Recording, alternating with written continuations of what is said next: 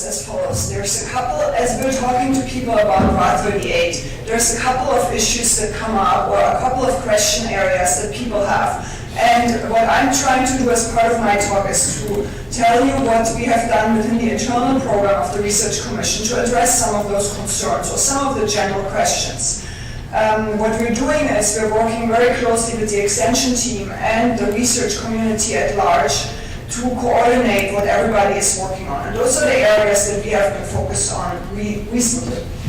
We've been focusing on maturity because next year is the first time, or actually it's this year now, is the first time that people can actually pick fruit and then sell it commercially. So it's going to be really important to have good guidance on how to best pick it. And we are going to develop a starch scale that's almost ready to go. Then a big question is related to splitting and also stem clipping. So some of those quality issues, one of the few that Cosmic Crisp potentially has.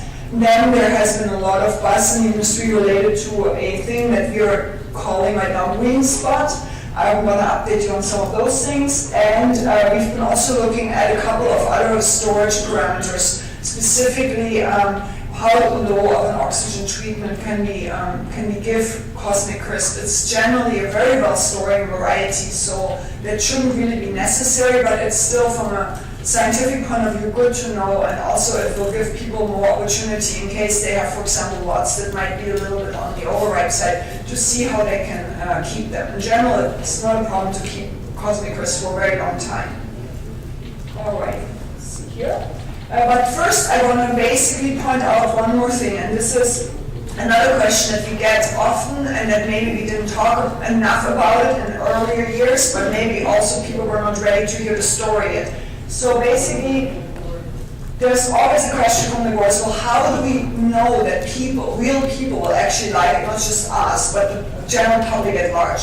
Well, actually, we've done formal taste tests in a mall in Spokane several years ago. And we didn't just do it once, we did it several times. Why did we use Spokane? We chose Spokane because Spokane is a very diverse population. It actually represents kind of like the average of America. So we thought this would be a good setup. The other thing that at the time was really important to us is to figure out how do people like it, not just how do they like it by itself, but do they like it better than Honeycrisp? Because ultimately this is the most favorite apple of America right now, so we have to be able to stand up against Honeycrisp.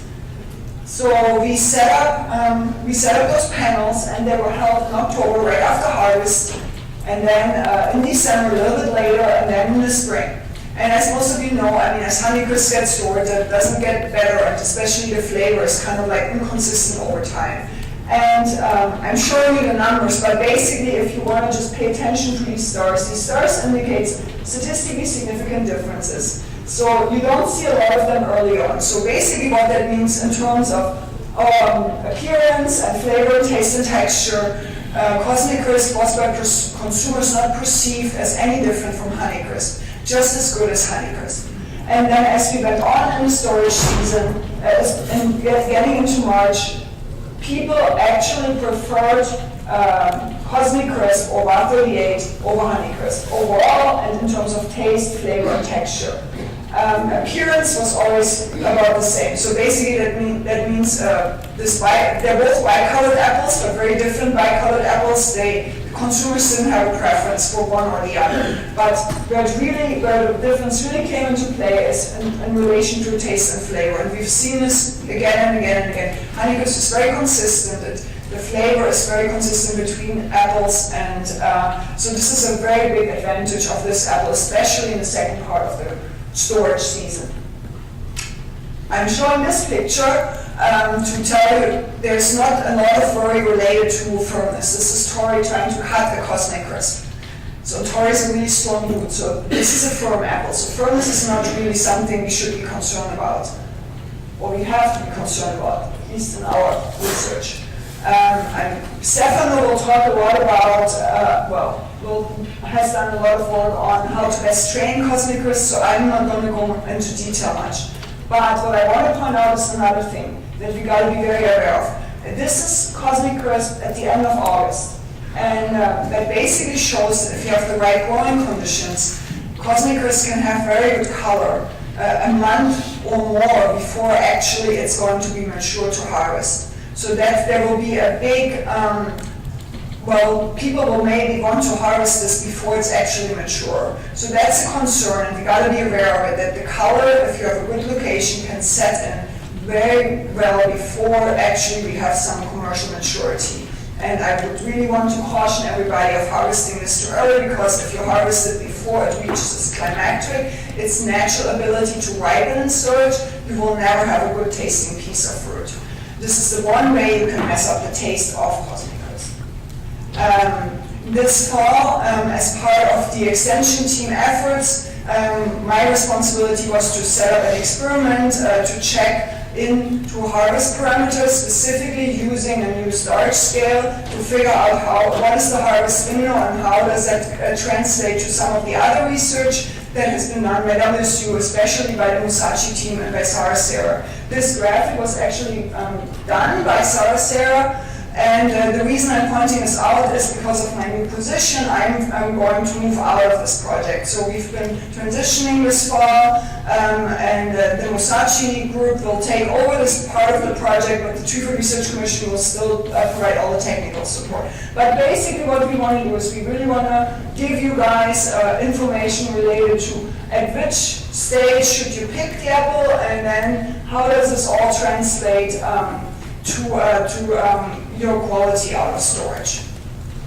Working together with PBM and also including this into some recommendations. So you will stay tuned, we will put all of this together for you before the fall. We've been working with a quality committee that is basically housed by PBM to have them assess the quality of those 3 or 4 different lots, because what we're trying to do is we're trying to see, can we establish a sell-by date? Because what we want to avoid, especially in the first year, is that people are picking the fruit early and trying to put it on the market early, because typically what happens is you're not gaining anything by it, because it is such a long-storing variety. It's better to basically pick it at the right maturity, keep it in cold storage for a couple of weeks, and then have a date by which it hits the market. So this was all done in order to accommodate this, and we've been working with most of the major marketing desks on this.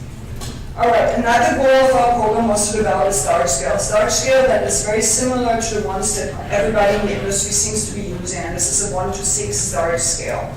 So one of the things with Cosmic Crisp is this. If you pick a fruit from a tree, it's very homogeneous in terms of how the maturity progresses within fruit on the tree. If you have fruit like Honeycrisp, you can have these kinds of patterns. If you have a batch of fruit, the Cosmic Crisp is typically a much narrower range. It also changes much slower over time, which basically means you have a longer harvest window.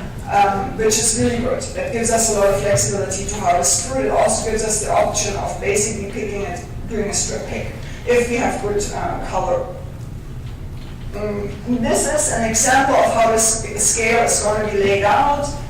One of the things we need to point out there is that we have 2 predominant patterns, a flower type pattern and a more radial type pattern that looks more like a sun. This is more like a flower. And this is a draft from last year where we thought it was a certain ratio. Actually now looking into this more, we figured out that basically the ratio can change. It changes based on the orchard, the year. But be aware, you will have starch patterns that are basically falling into 1 or 2 categories. We will have cards that basically take care of this. So you'll have 2 different cards that you can put into your starch book that you have. We call it the Wilson scale. It's not necessarily all developed by Wilson, but just to basically highlight that this will have the format, so it will go into your harvest book and it will fit, and it's laid out the exact same way, which should help to train people with this new starch scale.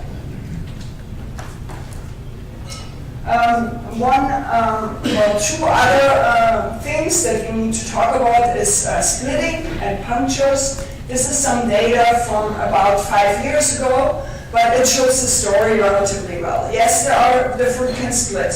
Typically, The splits are, it can be very little splits, or it can be up to 10%. So this is basically the range that we typically see. So basically, more or less 5% splits you can expect. Most of them are going to be single splits. Sometimes you have doubles and triples, but those are relatively rare.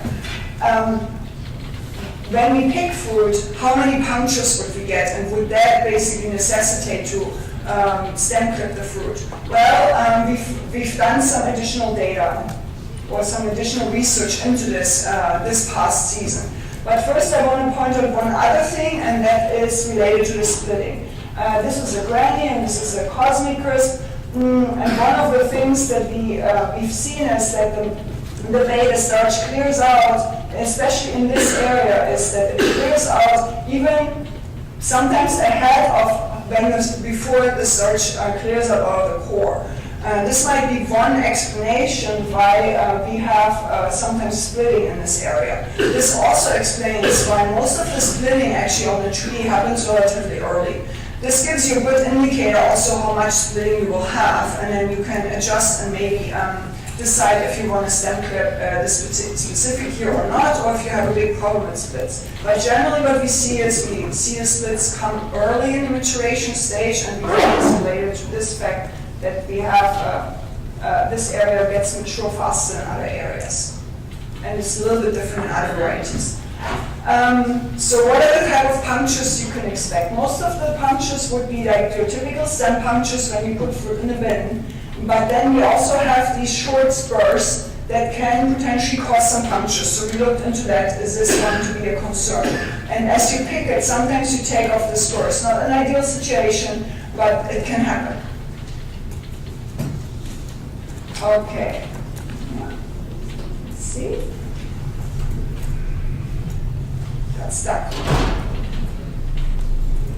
Okay, so what we did in order to really assess what's going on is, so far in the research, we didn't use bins. We never looked at the entire bin, but in order to have good data, we figured we needed to have bin-sized samples. So last year, we looked at over 18,000 pieces of fruit. And we had 10 bins, 5 of which were stem clipped, 5 of which were not, and we looked at every single piece of fruit to look at how many splits were there and how many stem punctures. We also posted the entire report on the Tree Fruit website, and you can also, what I'm not going to have time today to go into, is some economic calculations that were done by my other members, also to help you decide whether or not it's economically feasible to do stem clipping in your specific situation. Those are the things we saw. We saw splits, mainly single splits, sometimes doubles, sometimes triples. And what we saw is we saw sometimes a little bit clipper damage, and then sometimes some spore punctures besides those normal, what I would call normal punctures. Okay, so this is our packout. So let's walk through this. So in terms of punctures, what we have naturally, we had naturally about 5% punctures. And with stem clipping, we reduced it to around 2%. In terms of spore punctures, there was around 1% spore punctures, and that it was regardless whether or not we stem clip. So I don't know what that means for every organization, but just so you're aware of this. Splitting was basically in the range that we had reported before, and it's around 5%. And what we have to say is we had some increased decay in fruit that was not stem clipped. One other aspect that you need to be aware of is this phenomenon, and we've called this as scientist green spots. So you can have these, as the fruit matures, you can have these areas that are kind of greening, mainly they're on the shoulder of the fruit. Sometimes there's a sandy appearance under the skin.